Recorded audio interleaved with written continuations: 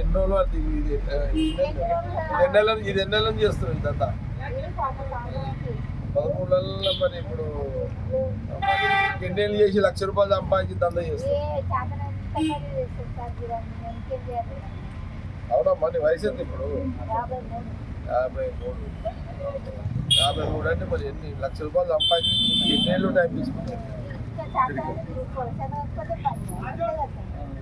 సరే, ₹1,00,000 నీ దగ్గర ఉంటే ఆ మిషన్ అవన్నీ పెట్టుకుంటావు. అప్పుడు ఎంత సంపాదిస్తావు రోజుకి? అప్పుడు రోజుకి గోలి సోడా ఉంటే రోజుకి ఎంత? ఎండాకాలం. మిగతా కాలంలో కూడా నడుస్తుంటది. ఓకే, ఆమె వర్షం వస్తుందా? పర్లేదు. అంటే నీ దగ్గర ₹1,00,000 ఉంటే ఈ బిజినెస్ డెవలప్ చేస్తావు. ఎన్ని రోజులనే చేసుకుంటావు ₹1,00,000?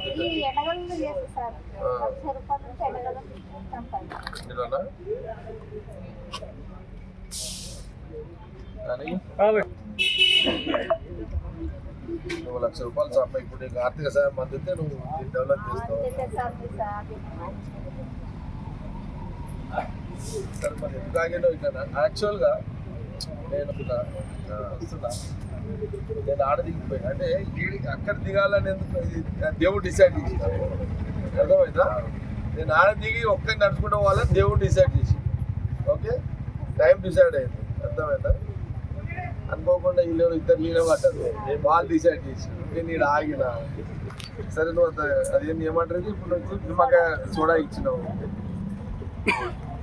సరే, నాకు ఎక్కడ పోయినా అడిగే అలవాటు. ఆ ₹1,00,000 మిషన్ పెట్టుకొని హ్యాపీగా లైఫ్ నేను చూస్తే ఇక ఆ 3,000 ఎట్లా సంపాదిస్తావో చూస్తాను. సార్, ఓకేనా? ₹1,00,000 ఇప్పుడే ఇస్తున్నాను. నా దగ్గర ఎప్పుడు అప్పుడే ఉంటుందమ్మా.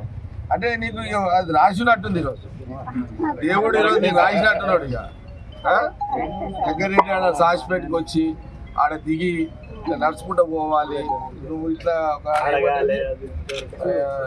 ఇది పెడతావు అని నేను అడగాలంటే నాకు అడిగే అలవాటు అది కూడా ఉంది నాకు.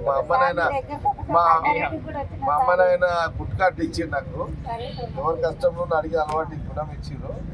కాబట్టి ₹1,00,000 అడిగి చేస్తే మంచి బండి పెట్టుకుని